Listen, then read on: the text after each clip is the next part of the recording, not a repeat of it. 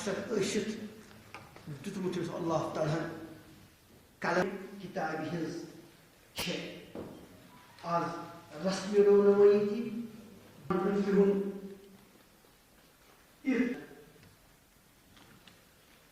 ناوی انسان تمن استدعاء کران الشيطان الرجيم بسم عبس وتولى أو يذكر فتنفعه الذكرى وهو يخشى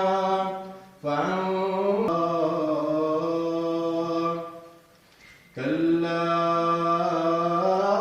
أكفر بأي شيء خلقه أمره فيها حبا وعنبا بالله صدق الله المولان العظيم.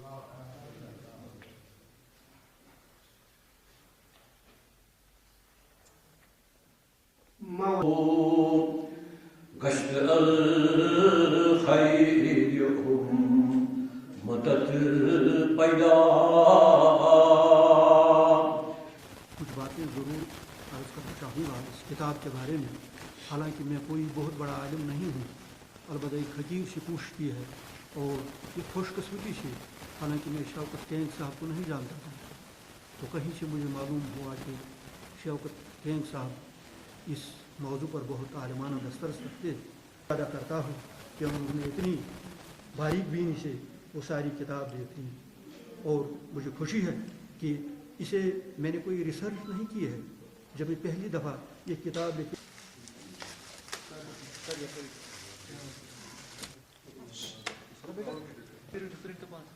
اب اور ایک کتاب شرد رسالۃ المعارف صلی اللہ علیہ وسلم مفتی اشفاق اللہ تعریف کی ہے.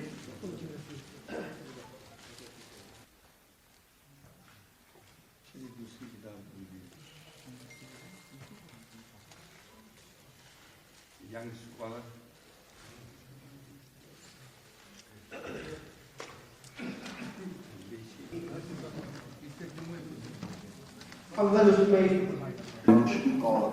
یہ بڑی سعادت ہے کہ ہم آج اس کتاب کی اجرائی کرتے ہیں، رونمائی کرتے ہیں. اصل بات یہ ہے کہ جس معاشرے میں اب رہ رہے ہیں، مارل ڈیگریڈیشن، منشیات اور جو سماجی برائیاں ہیں انہوں نے ہمارا احاطہ کر رکھا ہے، اور ہر جانب ہم اس میں بڑی بری طرح پھنس چکے ہیں. اور حضرت شیخ سید عبدالقادر جیلانی جو امام الاولیاء ہے، ان کی تعلیمات ہمارے لیے زرعی ہیں، اور اگر ہم ان پہ عمل کریں گے تو ہم اپنے معاشرے کی برائیوں کو دور کرنے میں کامیاب ہو سکتے ہیں. ہمارے نوجوانوں پہ بڑا ایک اہم فریضہ عائد ہوتا ہے کہ وہ حضرت شیخ سید عبدالقادر جیلانی کی سیرت کو دیکھیں، پڑھیں اور اس پہ عمل کریں، اور جو اسلام دشمن عناصر ہے ان کو شکست دینے کی ضرورت ہے. یہ وقت کا اہم ترین تقاضا ہے. سر، آج کے معاشرے میں آج کے علماء کے لیے کیا مسئلہ ہے ان کی طرف سے؟ علماء بری ذمہ نہیں، بلکہ ان پہ سب سے زیادہ ذمہ داریاں عائد ہوتی ہیں. میں بار بار ایک حدیث کو دہراتا ہوں جو رسول اللہ صلی اللہ علیہ وسلم سے منسوب ہے: کلکم رائی کلکم مسئول عن رعیتہ. کوئی آدمی اپنے آپ کو بری ذمہ قرار نہیں سکتا ہے، وہ ہو نہیں سکتا ہے. لہذا ہمارے علماء کو سب سے بڑی ذمہ داری ہے. معاشرے میں جتنی برائیاں پنپ رہی ہیں، اگر وہ خاموش تماشائی اس پہ رہیں گے تو ان کی گرفت ہوگی، اور بلکہ وہ اللہ کے سامنے جواب دے. جو آج بک ریلیز آپ نے کی، تو کیا آپ کی میسیج رہی اور کس حوالے سے آپ نے یہ جو بک ہے، کیا آپ کے من میں تھا تو جو آپ نے آج بک جو ہے اس کی رسمی رونمائی ہوئی؟ میں نے حضرت شیخ سید عبدالقادر جیلانی کی سوانح حیات اور اس کی سیرت کے حوالے سے ایک کتاب مرتب کی تھی جو آج ریلیز ہو گئی افادہ عامہ کے لیے. تو اصل میں اس میں نے یہ کوشش کی تھی کہ حضرت شیخ سید عبدالقادر جیلانی کی جو سیرت ہے اور اس کی جو تعلیمات ہے اس کا اصل پیغام کیا ہے. حضرت شیخ سید عبدالقادر جیلانی کے بارے میں عام طور پر یہی کہا جاتا ہے اور گنا جاتا ہے کہ اس کے بہت کرامات تھیں اور بہت سارے مناقب تھے. یہ ساری اپنی جگہ درست ہے کہ وہ با کرامات اور اعلیٰ درجے کے جو مناقب ہیں اس کو حاصل تھے، روحانی کمالات حاصل تھے، لیکن اس کی جو زندگی ہے یہ صرف اس کا ایک پہلو ہے. اس کی جو اصل کام ہے، اس کا جو اصل جو خدمات ہیں وہ دین کے حوالے سے کی ہے. اس نے اسلام کی آبیاری کے لیے بہت سارے گراں قدر خدمات انجام دیے ہیں. تبلیغ کے حوالے سے، تدریس کے حوالے سے اس نے مدرسہ قادریہ قائم کیا، جہاں دینی تعلیمات کے علاوہ جو اس وقت مروج عصری تعلیم تھی اس کی تعلیم بھی وہاں دی جاتی تھی. اور ساتھ ساتھ صرف تعلیم ہی نہیں دی جاتی تھی بلکہ پوری دینی تربیت دی جاتی تھی.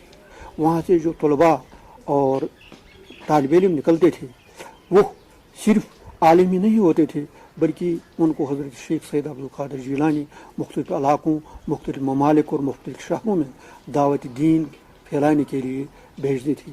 دراصل اس صدی میں، اس دور میں، اس جو پرآشوب دور تھا جب دین بیزاری عام ہو گئی تھی اور اسلام کی جو بنیادیں تھیں وہ کمزور ہوتی جا رہی تھی اعتقاد کے حوالے سے اور عمل کے حوالے سے. اس وقت حضرت شیخ نے کمر کس لی اور دین کو از سر نو زندہ کرنے کے لیے، احیاء دین کے لیے اس نے ہر سطح پر کام کیا. مدرسے میں تعلیم کے درس و تدریس کے حوالے سے، تبلیغ کے حوالے سے، تبلیغ اور دعوت کے حوالے سے وہ صرف بغداد میں ہی نہیں رہے بلکہ بغداد سے جا کر جو دور دراز کے علاقہ جات تھے، ترکستان تھے، شام تھا، یا دوسرے جو ہمارے افغانستان کے نواحی علاقے ہیں وہاں تک اس کے جو شاگرد اور خلیفے تھے وہ وہاں پہنچے اور انہوں نے دین کو از سر نو زندہ کرنے کے لیے کام کیا. اسلام کی تعلیمات کو جن کی وہ خود درس دیتے تھے اپنے درسگاہ میں، ان کو وہاں تک اسلام کا پیغام پہنچایا.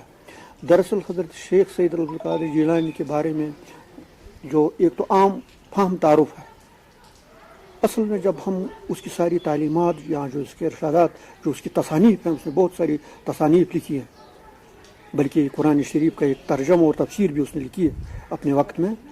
تو اس نے جا بجا صرف دو چیزوں پر زور دیا ہے، ایک توحید اور دوسرا سنت رسول اللہ کی پیروی. روحانیت یا جس کو لوگ طریقت کہتے ہیں یہ نہیں ہوتی ہے کہ آدمی سنت کا طریقہ چھوڑ دے، بلکہ اصلی طریقت اور یہی حضرت شیخ کی تعلیمات کا پیغام ہے کہ وہ ہر وقت ایک محب ہو کر رہے اور ایک عاشق رسول اللہ صلی اللہ علیہ وسلم. اس کی ساری زندگی سیرت رسول اکرم صلی اللہ علیہ وسلم کا ایک عکس ہے، ایک پیکر ہے. وہ توحید اور سنت کے خلاف کسی بات کو برداشت نہیں کرتے. اس کتاب میں یہی کوشش کی ہے کہ اسی پیغام کو ہمارے جوانوں تک پہنچایا جائے تاکہ وہ اسلام سے، اسلام کی روشنی سے اور اسلام کی تعلیمات سے روشنی حاصل کریں اور اپنی زندگی کو سیرت رسول اکرم اور سیرت جو اولیاء اللہ ہیں ان کی طرز پر اپنی زندگی کو چلائیں، دین کی خدمت کر سکیں اور اپنی زندگی، دین اور دنیا کو بھی سنواریں. یہی ان کی تعلیمات کا نچوڑ ہے اور یہی آج کی جو یہاں مجلس رسا ہوئی تھی جس میں ہماری یہ کتاب اس کی رسم رونمائی انجام دی گئی. یہی اس فنکشن کا بھی مقصد و مدعا ہے کہ ان کی تعلیمات کو، ان کی جو سچی اور خالص اسلامی تعلیمات ہے ان کو عام کیا جائے، ان کو